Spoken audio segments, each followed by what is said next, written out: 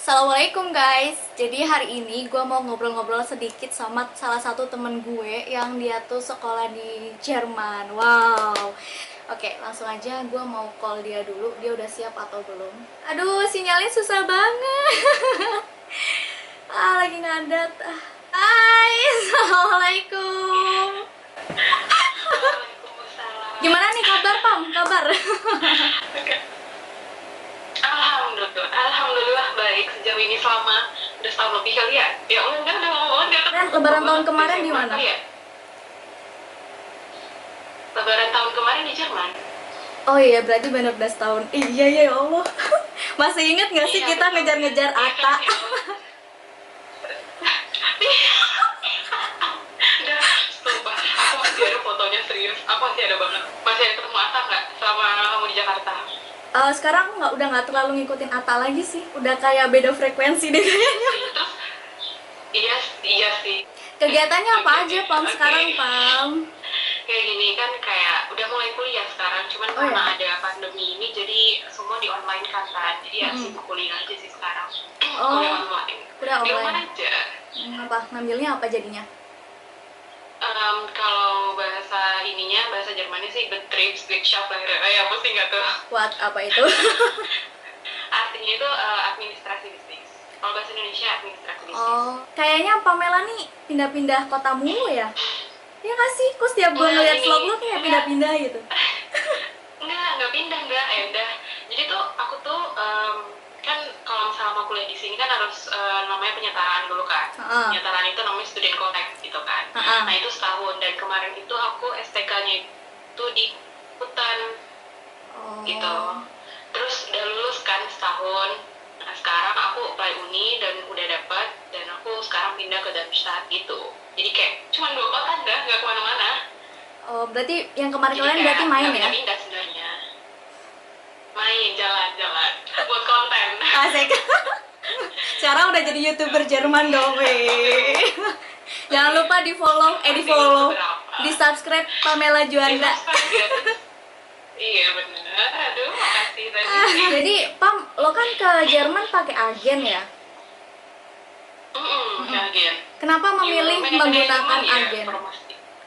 Jangan-jangan sebut agennya ya. Oh iya. Oke, dekat sama kosan dulu kita dulu Tenda. Ya karena itu kita Oke, bisa jadi ketemu. Nah iya bener, emang kalau ada jodoh tuh nggak kemana sih Indah, Iya. ada aja tuh jalannya. Iya nggak tuh? Jadi kenapa memutuskan untuk pakai agen tuh sebenarnya kan gue sendiri kan nggak tahu kan Jerman tuh gimana ya kan, apa aja yang gue harus lakuin. Jadi daripada gue menyibukkan diri gue sendiri, memusingkan diri gue sendiri, mumpung ada agen dan kebetulan cocok juga, jadi kayak ya udah gue memutuskan untuk pakai agen aja gitu loh. Karena kalau misalnya di agen kan kita kayak dari bahasanya diurusin, terus pengurusan visa, terus dokumen-dokumen yang lain, sampai kita di Jerman pun itu diurusin. Jadi kayak ya udah kenapa nggak pakai agen aja gitu. Oh, Selagi orang tua approve juga ya udah gitu. nih buat teman-teman mungkin yang Iya. ada yang mau kuliah di Jerman, berapa sih kisarannya? Iya, aduh, sebenarnya nih ya, kalau misalnya ngurus sendiri, itu tuh paling, kan kalau misalnya lo mau kuliah di Jerman tuh harus ada deposit visa kan. Deposit visa ini untuk apply visa pastinya, dan itu tuh ya sekitar 160 lah. Ya, itu untuk deposit visa, jadi maksudnya kayak depositnya itu bakal untuk biaya hidup lo setahun juga gitu loh, bakal biaya hidup lo untuk kedepannya. Jadi kayak pihak Jermannya itu harus melihat di rekening bank kita tuh ada sekian nominal, supaya mereka tuh yakin oh ini anak gak bakal terlantar di negara gue gitu loh. Terus ya kalau misalnya ngurus sendiri paling 200 lah. Maksudnya kayak teman-teman gue juga banyak sih yang ngurus sendiri, dan itu harganya nggak semahal agen. Nah kalau untuk kisarannya berapa, tanya agen aja langsung ya. Saya tidak berani menyebutkan nominal. Oh iya. Nggak enak ini. Berapa nih, sekitar aja 200, 300. Iya, sekitar itulah. Oke, sekitar itu. Jadi sekitar segitu ya, teman-teman. Kalau misalnya pakai agen itu memang berarti udah positif banget kita bakal keterima di Jerman. Enggak juga sih, kayak itu tergantung ke anaknya lagi sih. Karena mau sebagus apapun institusinya, kalau emang anaknya sendiri nggak ada kemampuan buat sukses pun nggak akan bisa juga, ya nggak sih Dah? Oh Ya kan? gitu. Heeh. Jadi kayak nggak, sebenarnya dia nggak menjamin 100%, cuman ya balik ke anaknya lagi sih. Karena kalau misalnya pakai agen kan berarti kan relasi agen sama pihak Jerman kan udah ada. Ya berarti ya lebih naik lagi gitu loh, presentasi kita bakal diterima tuh lebih besar gitu. Itu sih. Kenapa sih kok lo bisa memilih Jerman nggak yang tempat lain gitu? London mungkin? Oke, gini. Kita hidup tuh pasti butuh uang ya nggak sih? Iya pasti. Bener nggak? Ya kan? Nah, itu sih pertimbangan gue tuh sebenarnya uang sih, biaya hidup di sini gitu loh. Jadi kalau misalnya lo kuliah di London ya dah, itu tuh lo kuliah bayar gitu loh. Sedangkan kalau misalnya di Jerman lo nggak bayar. Jadi yang gue bayar itu nggak ada tuh namanya UKT-an, uang pembangunan, kagak ada tuh di sini, kagak ada. Jadi yang kita bayar per semester itu adalah gue cuma bayar 3 juta, dan itu pun untuk biaya transportasi gue untuk satu provinsi gue ini. Dan itu banyak kota yang bisa gue kunjungi. Dengan gue bayar 3 juta satu semester, itu gue kemana-mana gratis, jadi nggak perlu bayar tiket lagi gitu lah. Kayak lo mau naik bus, naik kereta, nah itu tuh gratis, jadi lo nggak usah bayar lagi gitu loh. Nah itulah kenapa gue milih Jerman tuh, ya itu maksudnya dari segi biaya kuliahnya kan lebih murah. Tapi kalau misalnya dibandingin sama Indo ya jangan dibandingkan lah ya, biaya hidup di sini sama Indo tuh pasti beda banget ya kan. Kita tuh bukan beda barang lagi, beda buku. Beda buku, jadi jangan dibandingin. Tapi kalau misalnya emang dibandingin sama negara lain ya lebih jauh lebih murah Jerman gitu sih. Oh gitu. Kalau untuk biaya hidupnya sendiri berapa? Kira-kira 1 bulan atau sekali makan? Ini gue pukul rata mahasiswa Jerman aja lah ya. Yaitu sekitar 7 juta 8 juta lah. 1 bulan. Karena di sini kan kita ya 1 bulan. Karena di sini kan kita harus bayar rumah. Rumah di sini kan nggak murah kan. Rumah tuh paling murah tuh lah 200 euro. 200 euro itu aja udah kalau kurs sekarang 16.000 ya 3 juta lebih lah. Terus kita wajib bayar yang namanya asuransi kesehatan. Kalau di Indonesia kan nggak wajib kan. Nah kalau di situ wajib. Nah terus juga kita bayar internet, terus juga uang makan kita. Sebenarnya kalau misalnya uang makan sih gue nggak banyak banget, karena gue di sini masak ya. Jadi kayak 1 minggu tuh paling gue cuma ngabisin 6 atau 7 euro. Itu paling ya 150.000 tuh gue udah makan seminggu. Itu udah makan gue masak sendiri, udah enak lah pokoknya, udah enak, makan enak pokoknya, dibanding lo harus beli di luar gitu. Karena kalau beli di luar sekali makan itu 150.000, 160.000 itu kalau misalnya di kos di Indonesianya ya. Sedangkan kalau misalnya gue masak sendiri dengan uang 150.000 tuh gue udah makan seminggu gitu loh. Gitu. Satu gitu. rumah berapa Kayak orang gitu? Nah jadi jenis rumah di Jerman itu kan banyak ya. Ada yang apartemen, ancol apartemen itu adalah kayak lo tinggal satu kamar, itu tuh udah ada kamar mandinya, udah ada dapurnya, lengkap deh, kayak bener-bener kamar lo sendiri gitu. Terus ada juga sistem yang asrama untuk student, jadi kayak satu lantai itu dia ada misalnya ya beberapa kamar gitu. Nah kalau kayak gue ini namanya Wohngemeinschaft, jadi kayak satu rumah tapi ada 5 kamar gue di sini. Terus kayak dapur sama toilet itu sharing gitu. Itu satu rumah ada 5 kamar, semuanya Indo? Iya, enggak, ada dari negara-negara lain, kayak ada dari Vietnam, terus ada juga orang Jerman juga di sini. Jadi ya kita sharing sama orang asing di sini. Gitu. Tapi teman gue kan gue di lantai 2 nih. Teman gue yang Indonesia juga ada yang di lantai bawah. Nah itu tuh ada 3 orang, mereka kayak satu rumah gitu. Gue penasaran nih Pam, kan lo di sini udah kursus ya, kursus bahasa apa segala macem. Pasti kan lo ada bayangan nih pas ketika sampai Jerman, lo pasti ekspektasinya gini gitu. Nah begitu sampai, ada nggak sih ekspektasi yang lo ekspektasiin itu nggak sesuai dan sampai lo tuh kaget banget gitu? Oke, gini.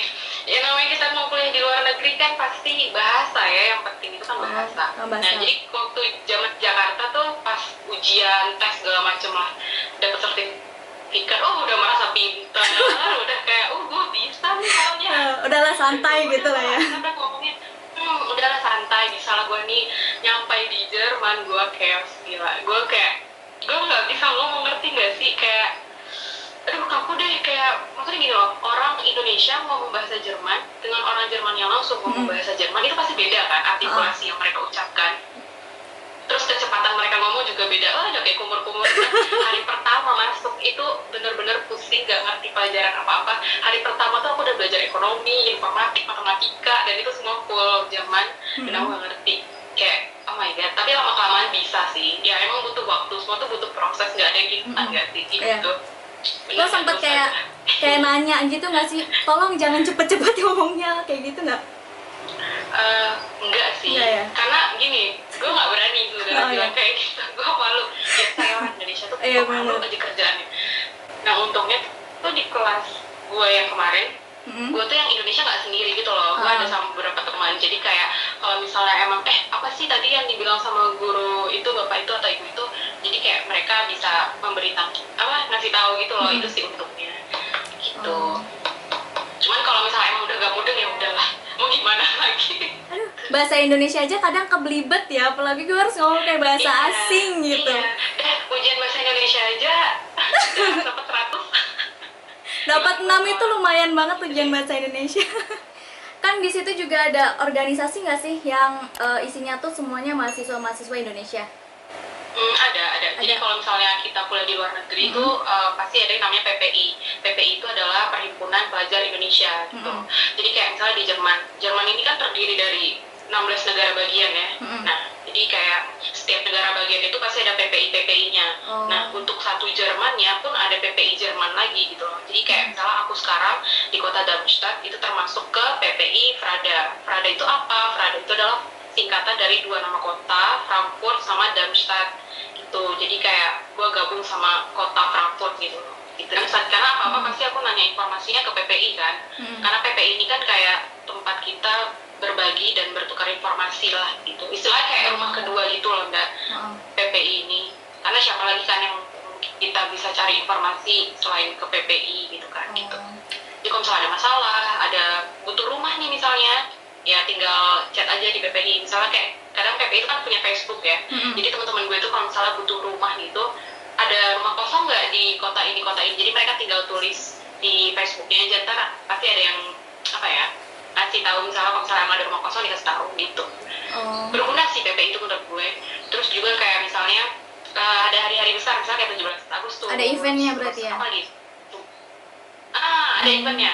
Terus kayak misalnya Sumpah Pemuda, terus kayak misalnya kayak Idul Fitri gini, itu tuh PPI itu pasti bakal ada ngadain event atau kayak buka puasa bersama, atau misalnya kayak harusnya nih kalau nggak ada pandemi ya gitu kan, kita tuh sholat Idul Fitri di KJRI gitu loh. Jadi Konsulat Jenderal Republik Indonesia.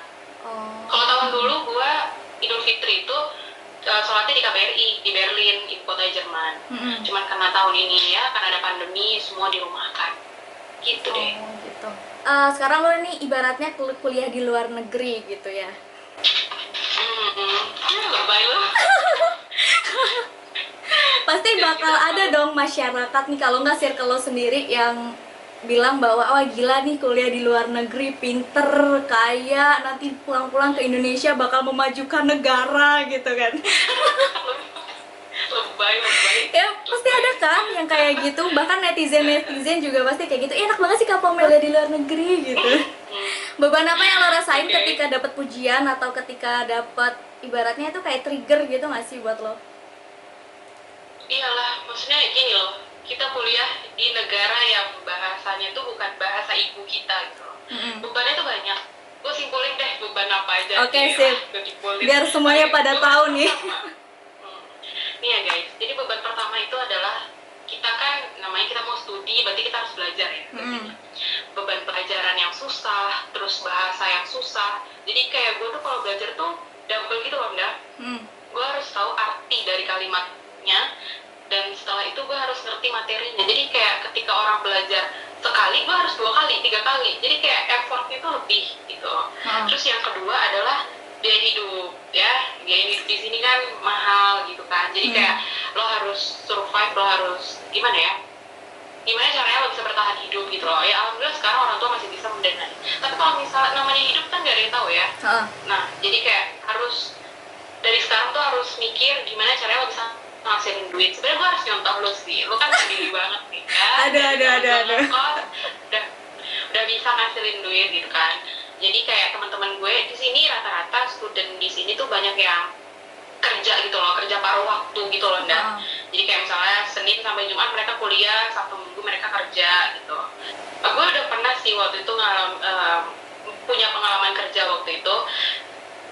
Waktu gue liburan summer liburan sama tahun dulu itu kan, kalau libur summer di sini kan lama ya, kayak berbulan-bulan gitu. Jadi gue memutuskan untuk kerja. Gue pernah kerja di pabrik sampah, guys. Bayangin. Pabrik Gue sampah. pernah kerja di pabrik sampah, gue misahin sampah. Wow. Iya, gue pernah kerja di situ. Bayangin, gue pulang kerja tuh bentol-bentol di sini gue. Itu sampah apa aja? Gue juga pernah kerja jadi dia tuh mesinnya banyak gitu dah. Ada sampah kertas, untuk kertas, jadi kita misahin kertas. Terus ada yang sampah untuk botol, terus sampah yang banyak jenis sampah lah gitu. Jadi banyak mesinnya. Jadi kayak gue pernah dapet untuk misahin botol, kertas, sama apa lagi ya? Plastik sama plastik. Nah itu, gue misahin 3 sampah itu dah. Di tiap hari itu beda-beda gitu. Terus juga gue punya pengalaman kerja di namanya Sitex. Jadi Sitex itu kan kayak pabrik laundry gitu dah. Gue suka sih kerjanya di Sitex ini, di pabrik laundry ini, karena kayak jadi kerjaan gue itu adalah kan yang dicuci sama mereka tuh baju-baju dokter, baju-baju perawat gitu. Nah, jadi kayak bajunya itu gue taruh di hanger, gue cetek, terus gue klik mesin, ntar dia jalan sendiri ke mesin pemanasnya. Cuman gitu doang kerja gue, 8 jam gue gitu terus. Yang ketiga adalah harapan orang tua. Mereka sudah menyekolahkan kita jauh-jauh gitu loh. Apakah kita bisa menyelesaikan tanggung jawab itu dengan baik apa enggak? Cuman kan dengan mereka sudah mau menyekolahkan kita sejauh ini, otomatis kan itu menjadi tanggung jawab bagi kita sendiri. Ya mungkin itu beban yang gue rasain sih sekarang. Pesan gue mungkin di tengah-tengah pandemi seperti ini, kalau misalnya emang gak berkepentingan tetap di rumah, seperti gue di Jerman ini, negara ini sudah memperbolehkan kita keluar gitu loh, agak dilonggarin. Karena apa? Karena kita taat peraturan, warganya taat peraturan. Jadi semakin lama, semakin kesini pun kurvanya itu pun semakin turun dan tidak ada kasus baru lagi. Nah mungkin bagi teman-teman yang ada di Indonesia, ambil contoh dari negara-negara yang sudah mulai membaik. Intinya jangan jadi orang yang egois, jangan jadi orang yang ignoran, karena kalian hidup tidak sendiri, kita hidup ini bersosial. Oke teman-teman, sekian video yang gue buat sama Pamela. Semoga kalian bisa mendapatkan manfaatnya. Dan jangan lupa untuk subscribe, like, dan komen kalian mau video yang kayak gimana lagi. Dan jangan lupa untuk share ke seluruh sosial media kalian, supaya yang lainnya juga bisa mendapatkan informasinya. Oke, terima kasih. Wabillahi taufiq wal hidayah. Wassalamualaikum warahmatullahi wabarakatuh. Sampai jumpa di video berikutnya.